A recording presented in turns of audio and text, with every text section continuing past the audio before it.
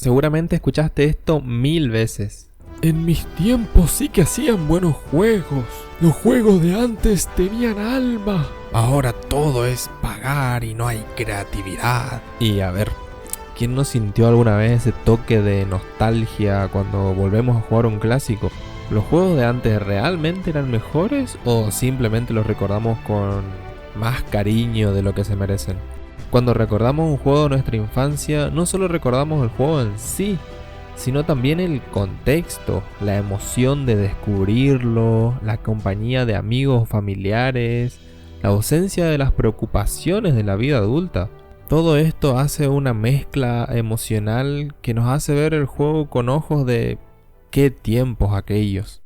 Vamos a ponernos en la piel de una persona nostálgica. ¿Qué argumentos suelen decir todo el tiempo? El primero y más común: antes los juegos eran mejores o más originales. Y acá hay algo de verdad, porque en la época dorada de los arcades y las primeras consolas, la industria estaba en pañales recién, y los desarrolladores tenían que ser demasiado creativos para superar las limitaciones técnicas. En esa época todo era nuevo, todo era novedoso, y el que no hacía algo novedoso se estancaba y no vendía. Entonces los desarrolladores se esforzaban más para traernos algo más llamativo, para que la gente vea y diga, wow, quiero gastar mi dinero en esto. Y con esto surgieron ideas geniales, mecánicas innovadoras y un montón de personajes que se convirtieron en íconos. También otro argumento recurrente es la dificultad, que los juegos de antes no te daban la mano, te exigían aprender patrones, dominar mecánicas y tener paciencia, mucha paciencia. No había tutoriales extensos, ni punto de guardado cada 2 pasos. Si te morías, volvías al principio. Y esto para muchos era incluso una parte del encanto de los juegos de antes. Jamás me voy a olvidar perder en Mario cuando estaba ya avanzadísimo siendo un niño y darme cuenta que tengo que hacer todo de nuevo. Me quedaba como una semana sin querer volver a jugar el juego hasta que lo volví a retomar porque era de verdad increíble. Sin hablar de la música. Qué bandas sonoras increíbles, melodías pegadizas. La de Mario, ¿quién no te puede cantar justamente las melodías de Mario? La música siempre fue una parte fundamental de la experiencia. Y como que las canciones de los videojuegos de antes se nos guardaron más en la memoria que los juegos de ahora, por ejemplo. Pero a ver, tampoco hay que decir que los juegos de ahora no tienen mucho que ofrecer. Vamos a empezar por lo obvio, que son los gráficos. Las potencias de las consolas actuales y de los PC nos permite disfrutar de mundos virtuales increíblemente detallados y realistas. La inmersión es mucho mayor que antes, eso sin dudarlo. Y además la narrativa, dependiendo del juego, evolucionó enormemente.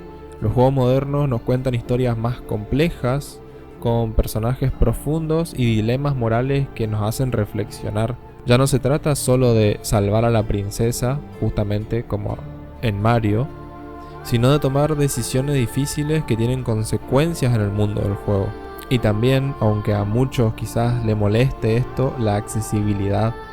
Los juegos de ahora suelen ser más fáciles de aprender y ofrecen opciones de personalización para adaptarse a las habilidades de cada jugador.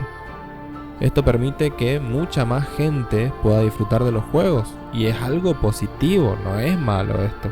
Que si antes te frustrabas por morir en el primer nivel, ahora te frustras porque tenés 200 juegos en la biblioteca y no sabes a cuál jugar. Problemas del primer mundo.